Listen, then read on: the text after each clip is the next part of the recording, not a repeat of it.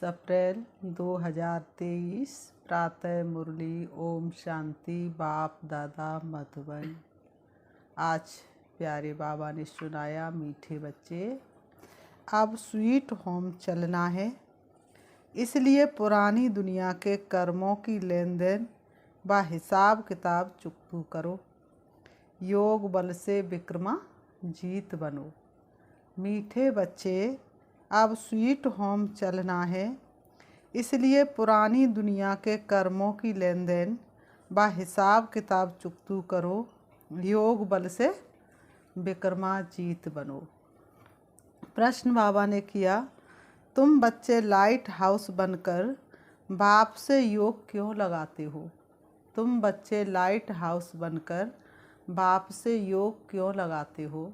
उत्तर में बाबा ने बताया, क्योंकि तुम्हें सबको इस नरक रूपी खारी चैनल से पार ले जाना है। तुम मुक्ति धाम और जीवन मुक्ति धाम में जाने के लिए योग में बैठ हर एक को सर्च लाइट देते हो। तुम रूहानी पंडे भी हो, तुम्हें सबको स्वीट होम का रास्ता बताना है। सबको ज्ञान और योग के पंख देने हैं।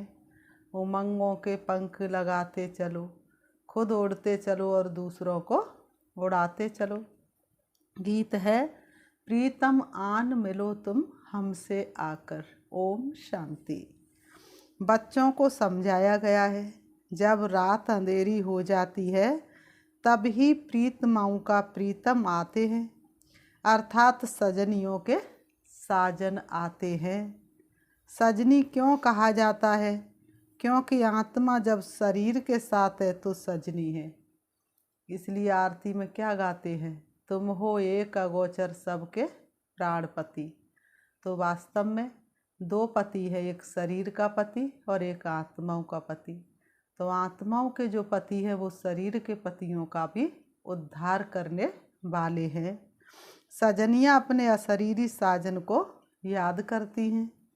बाप कहते हैं, बच्चे तुम जानते हो परम पिता परमात्मा परम धाम से आकर इस शरीर में प्रवेश कर पढ़ाते हैं, गुहा गुहा बातें सुनाते हैं। बाप ने समझाया है, बच्चे अपने को अशरीरी समझो। मैं आत्मा हूँ, ये मेरा शरीर है। आत्मा को ये निश्चय हुआ कि अब घोर अंधियारा है, अर्थात दुनिया तमो प्रधान है। ये दुनिया अब विनाश होनी है। ये बाबा ने कहा, ये दुनिया अब विनाश होनी है। बाप आए हमको ले चलने, अशरीरी हो चलने से सन्नाटा हो जाएगा। आत्मा जब अशरीरी बनती है तो घर में सन्नाटा हो जाता है ना।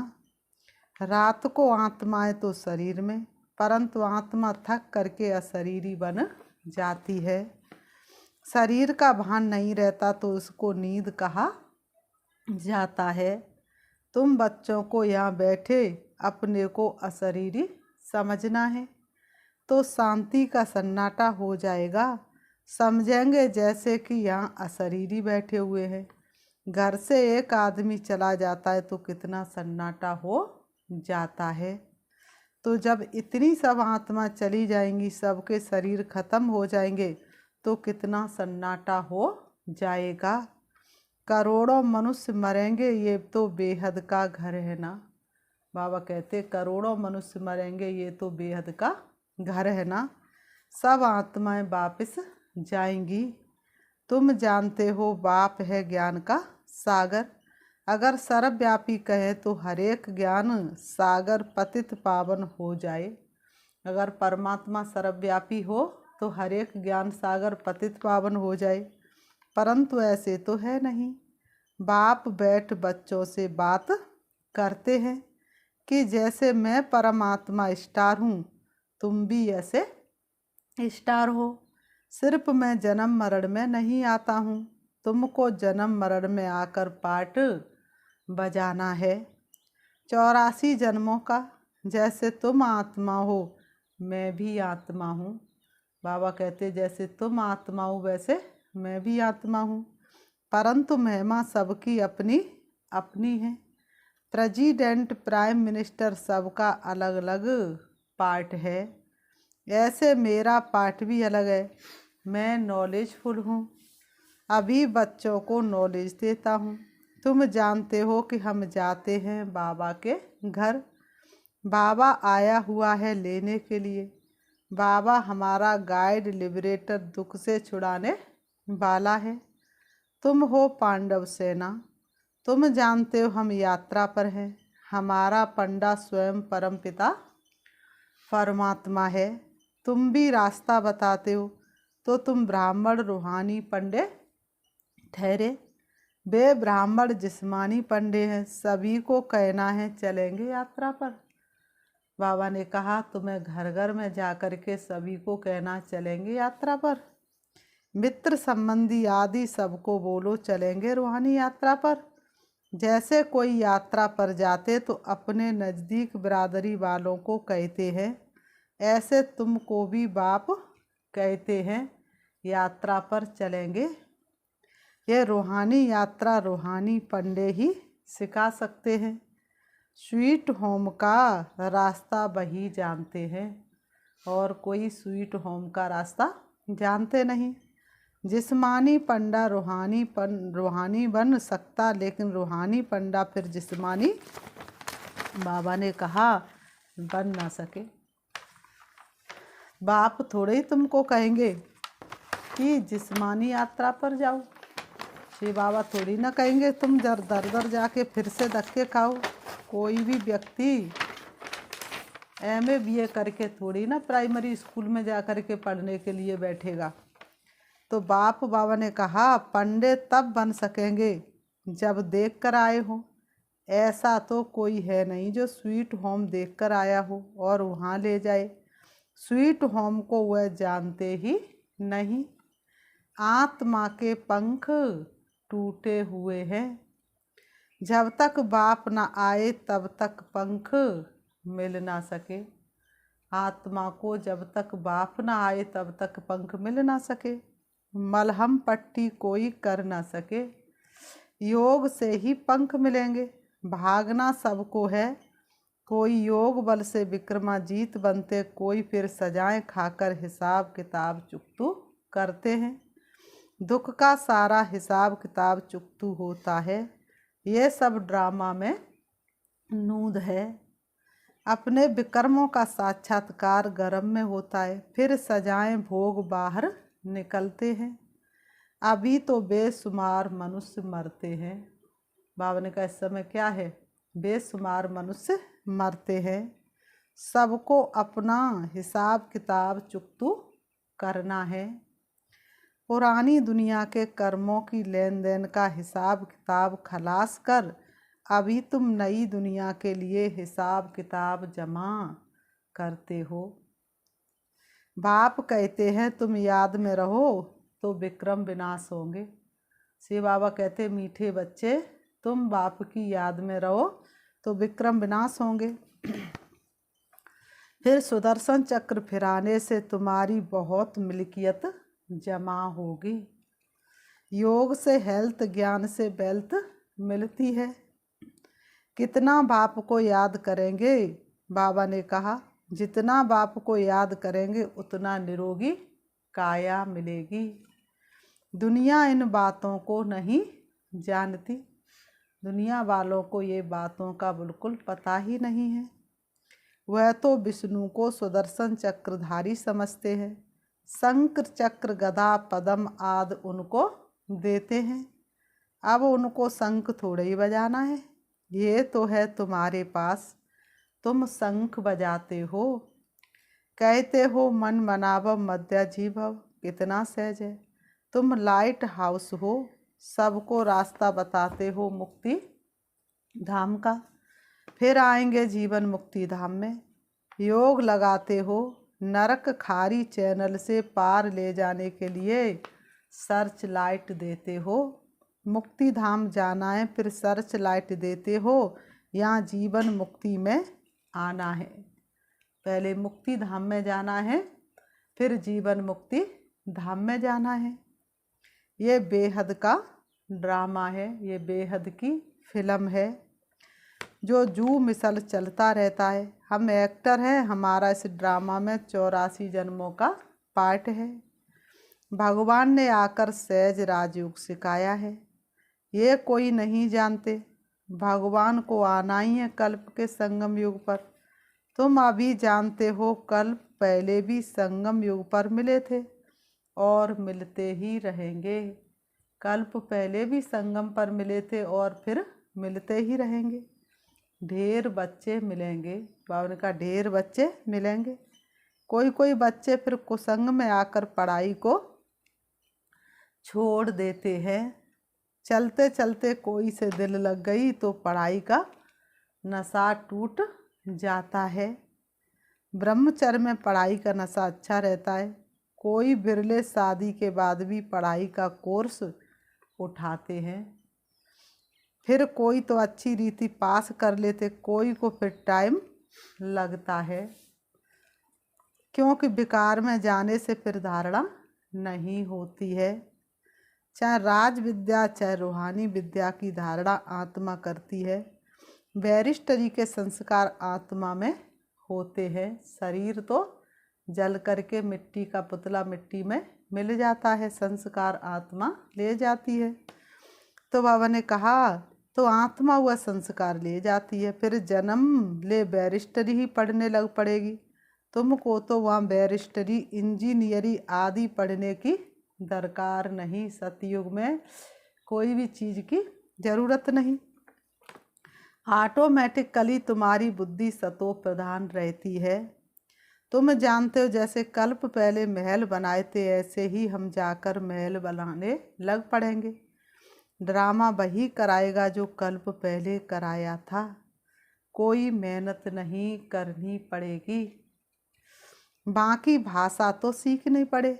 वहाँ स्कूलों आदि में भी विमानों में जाएंगे। बताओ कितनी सुंदर दुनिया होगी। बहुत बड़े बड़े घर होते हैं। समझो जितनी एरिया में आबू है उतनी एरिया में एक घर होगा। बाबा ने कहा समझो जितनी एरिया में आबू है उतनी एरिया में एक का घर होगा। फिर आबू रोड जितनी एरिया में दूसरा महल होगा। जमीन तो बहुत रहती है। प्रजा को भी बड़ी जमींदारी, बड़े बड़े महल होंगे। अभी भी देखो बम्बई में कितने मनुष्य, फिर बम्बई होगी नहीं, कराची होगी नहीं, सब मीठे पानी पर होंगे। नदियाँ भी सब कायदे अनुसार होंगी। मजाल है कोई नदी उथल खाए। सब तत्वादि आर्डर में रहेंगे। तुम प्रकृति पर विजय पाते हो। 5 तत्वों पर तुम्हारा राज्य चलता है। कभी गुस्तागी चंचलता नहीं करेंगे तो बाप की श्रीमत पर चलना पड़े। बाप कहते हैं काम महाशत्रु है, इनको जीतो नहीं तो वर्षा नहीं मिलेगा। काम महाशत्रु को नहीं जीता तो वर्षा नहीं मिलेगा। इस समय फेल हुए तो कल्प कल्प फेल हो जाएंगे, फिर चांस नहीं मिलेगा। कर्म करो ऐसे भाई जो पड़े न फिर पछताना। एक दिन तो धर्मराज को पड़ेगा मुख दिखलाना। उस पढ़ाई में फेल होते हैं तो दोबारा पढ़ते हैं। यहाँ फिर ये चांस नहीं, कल्प कल्प का चांस है। प्राप्ति बहुत ऊंचा है, समझाना चाहिए। सन्यासी लोग कहते दोनों को पवित्र रहना इम्पॉसिबल है। बोलो नहीं पॉसिबल है। बाबा ने कहा नहीं पॉसिबल है। सन्यासियों के लिए इम्पॉसिबल है। क्यों? क्योंकि उनका हठ योग है। भगवान को तो वो यथार्थ रीति जानते नहीं, परमात्म शक्तियाँ आती नहीं तो इम्पॉसिबल है। तो बाबा ने कहा घर बार छोड़ कर जाते फिर भी वही शंकराचार्य आएंगे। भारत पतित होने लगता है तो सन्यासी आकर थमाते हैं। इसकी सेवा का उनको फल मिलता है, जो गवर्नमेंट के भी गुरु बन जाते हैं। तुम बच्चों का तो सबसे बड़ा मान है। तुम्हारी तो जो आमदनी होती है वह कोई की हो ना सके। जो गरीब है 1 पैसा देते हैं उन्हें भी महल मिल जाते हैं। प्रत्यक्ष फल का साक्षात्कार दिव्य दृष्टि से होता है। दिव्य दृष्टि दाता आकर तुमको पढ़ाते हैं, नहीं तो एम ऑब्जेक्ट का मालूम कैसे पढ़े।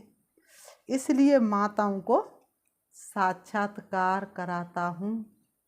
मीरा ने कितनी तपस्या की, परंतु वह कोई वैकुंठ की मालिक बन ना सके, क्योंकि पढ़ाई पढ़ी नहीं।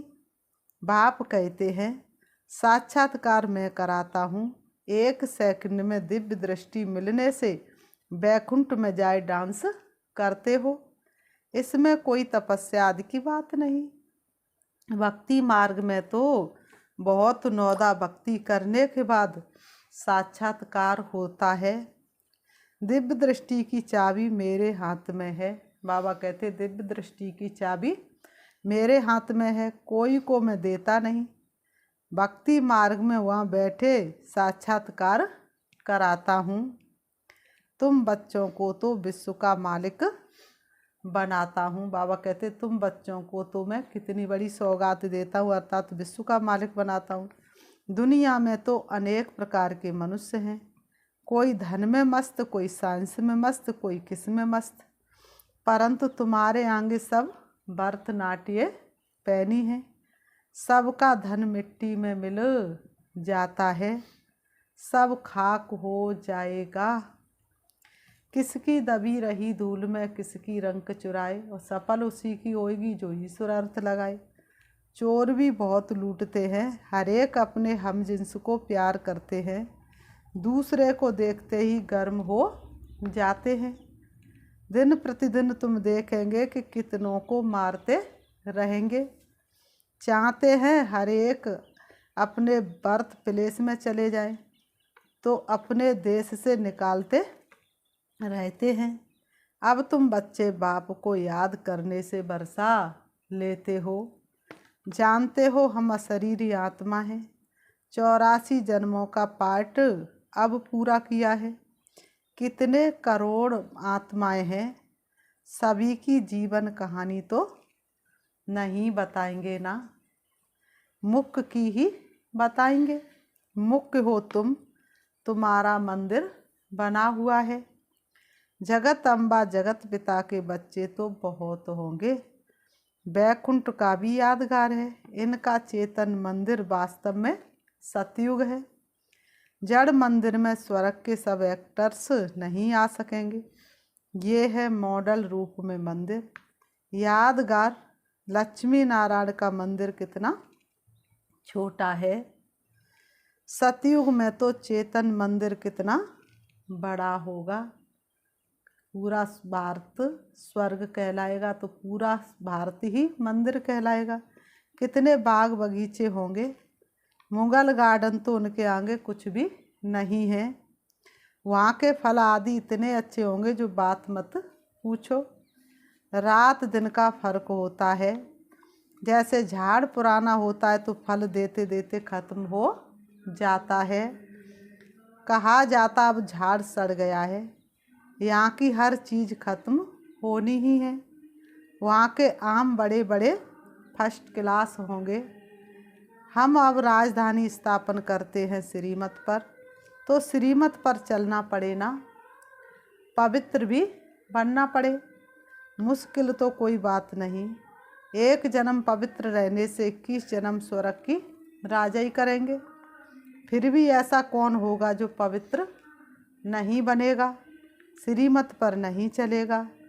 तुम जानते हो भारत सचखंड था, यहाँ सच्ची बादशाही थी। अभी ये है झूठ खंड, हर बात में झूठ बोलते रहते हैं। कह देते फलाना ज्योति ज्योति समाया, अथवा निर्वाण धाम गया। अब तुम जानते हो निर्वाण धाम तो रहने का स्थान है। तुम हर एक बात यथार्थ बताते हो। बाप को त्रुट कहते हैं, वह सचखंड स्थापन करते हैं।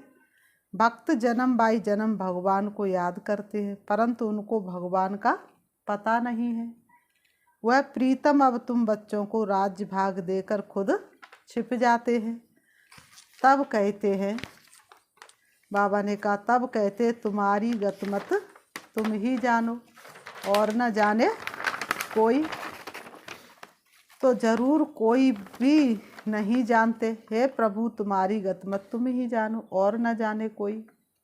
श्रीमत से क्या होगा गति सदगति, वह तुम ही जानो। अब तुम बच्चों को बाप श्रीमत देते हैं, अपने को आत्मा समझ मुझे याद करो।